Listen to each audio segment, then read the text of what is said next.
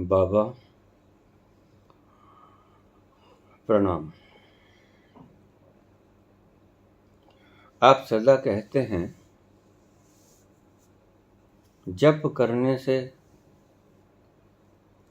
आनंद नहीं मिलता, शांति नहीं मिलती। तप, पाठ, पूजा, कीर्तन, सत्संग, अरदास, किसी भी तरह का जप तप करने से परमात्मा की प्राप्ति नहीं होती। क्यों नहीं होती परमात्मा की प्राप्ति? इसके पीछे का रहस्य उजागर करने की चेष्टा करेंगे।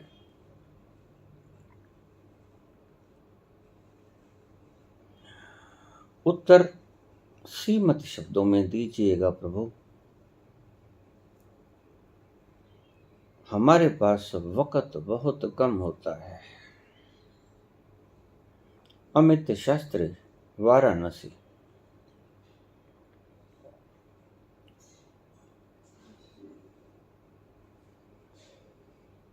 जैसे रात्रि को सोचते रहने से नींद नहीं आती, वैसे ही जप करने से, तप करने से, पाठ पूजा करने से आनंद नहीं मिलता, खुशी नहीं मिलती। क्योंकि आप उलझ जाते हो।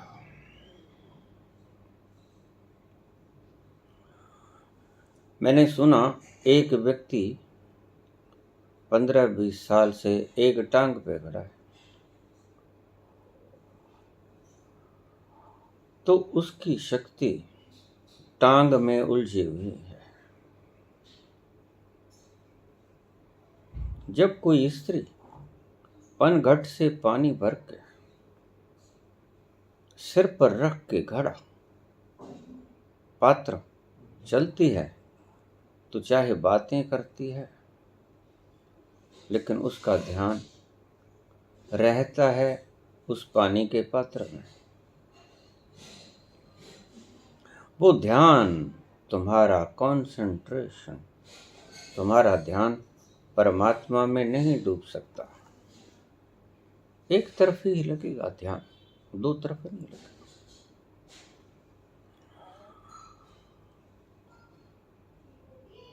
अगर सारी रात तुम कहो कि बाबा मैं सारी रात सोचता रहा, फिर भी इतना प्रयास करने के बावजूद भी नींद आई नहीं,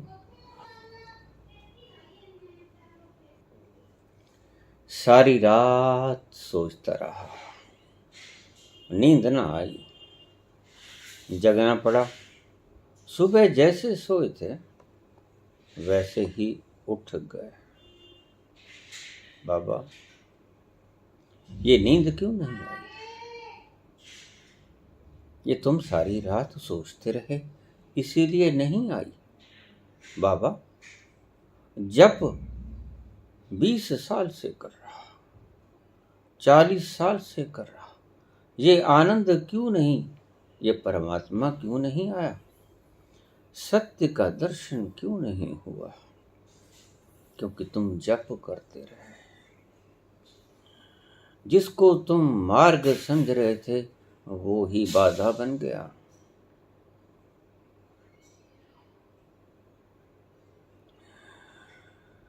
सोचने से हल निकल आएगा, सोचने से निद्रा आ जाएगी। ये तुम्हारा रास्ता, फार्मूला ही गलत किसी ने तुम्हें बता दिया। कोई बाबा तुलसीदास जैसा होगा, मति भ्रम व्यक्ति।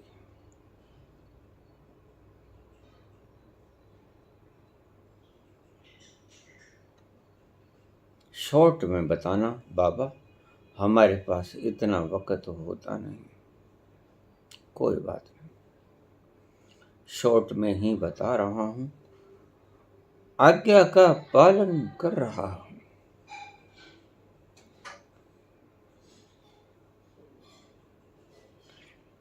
जैसे रात को आप कहो कि सारी रात सोचता रहा, नींद ना आई,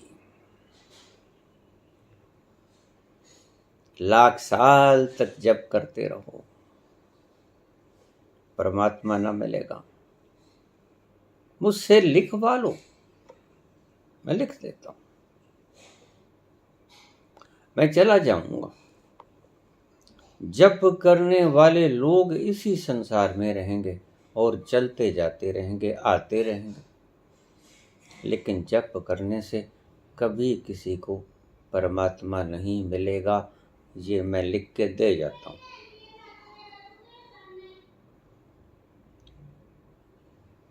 बिल्कुल कन्फर्म।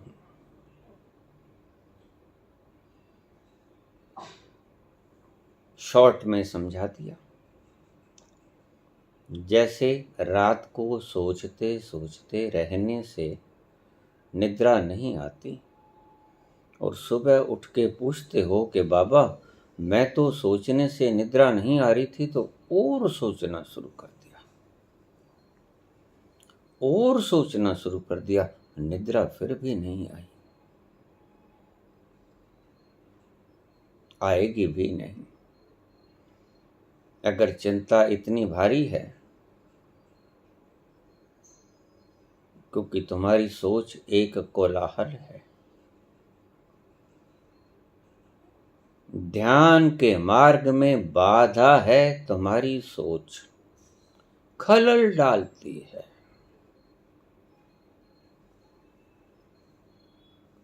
तो अगर तुम्हारी सोच नींद में खलल डालती है तो तुम्हारा जप खलल ना डालेगा। ये भी एक शोर है। कितना भी मधुर संगीत क्यों ना सुनते रहो, ध्यान में ना जा सकोगे, इस बात का ध्यान रखना, क्योंकि वो भी खलल है। सीधा सा फार्मूला, क्योंकि तुम्हारे पास वक्त बहुत कम है।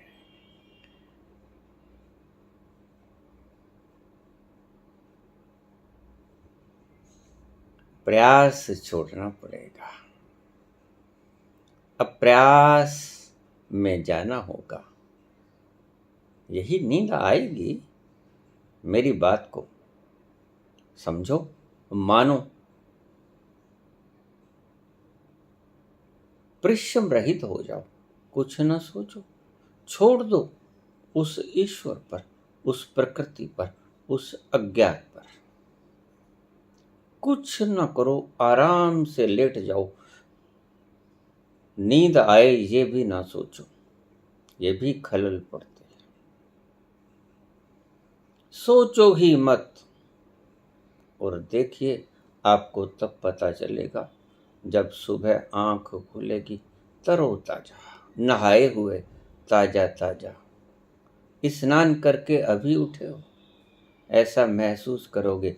और अगर आप सोचते रहे तो सुबह आंखें सूज जाएंगी, लाल हो जाएंगी, चेहरा विकृत हो जाएगा, परेशानी में लगोगे, सारा सारा दिन काम न कर पाओगे। और अगर रोज ही ऐसा करते रहे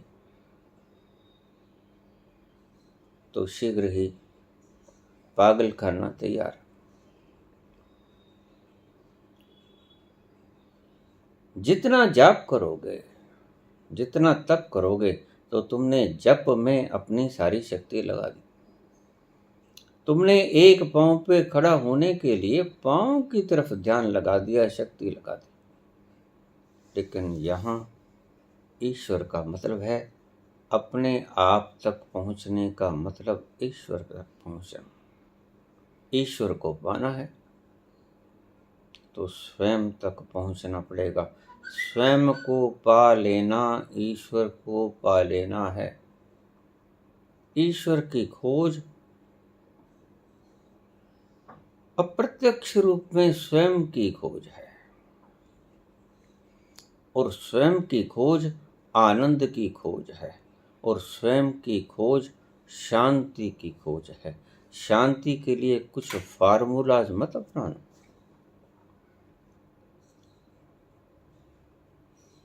स्वयं में डूबने का डेयर करना, अब प्रयास में उतर जाना, नींद आ जाएगी, शांति आ जाएगी, आनंद आ जाएगा, खुद क्या हो इसका भी पता चल जाएगा, ईश्वर का दर्शन भी हो जाएगा, सब कुछ हो जाएगा, लेकिन तुम्हारे करने से कुछ ना होगा। करने से कुछ ना होगा का सही अर्थ ये था कि तुमने करना छोड़ना होगा। इसलिए जिन धर्मों ने ये बात समझाई कि सब कुछ ईश्वर करता है, उस बात में सच्चाई कुछ भी हो, लेकिन वो आपको ये बता रहे हैं कि तुम कुछ मत करो, ईश्वर के ऊपर छोड़ दो, क्योंकि कर वो रहा है, आप कुछ मत करो। आप आराम से बैठ जाओ।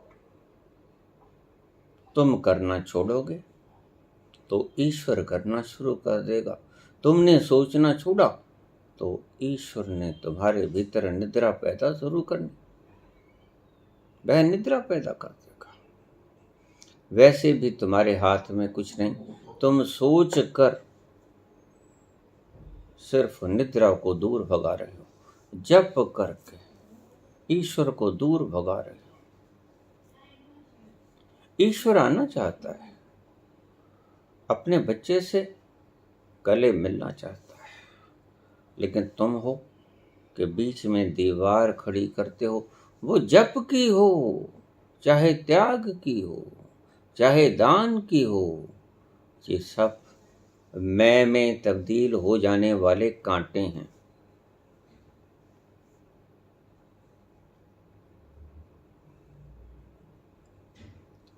ये मैं दीवार खड़ी करता है, भेद खड़ी करती हैं दीवारें, और भेद से बुद्धि अभेद में प्रविष्ट करनी है तो ईश्वर मिलेगा। बाबा, जप ना करो, इसके पीछे कारण क्या है? कृपया शॉर्ट में समझाने की कृपा करें। समझा दिया। जप एक खलल है, तुम्हारा करना मात्र खलल है। ये शब्दों को बांध लीजिए, तुम्हारा करना मात्र खलल है। सब करना छोड़ दो, वो चाहे जप हो चाहे पुण्य हो, अगर ईश्वर तक पहुंचना है तो।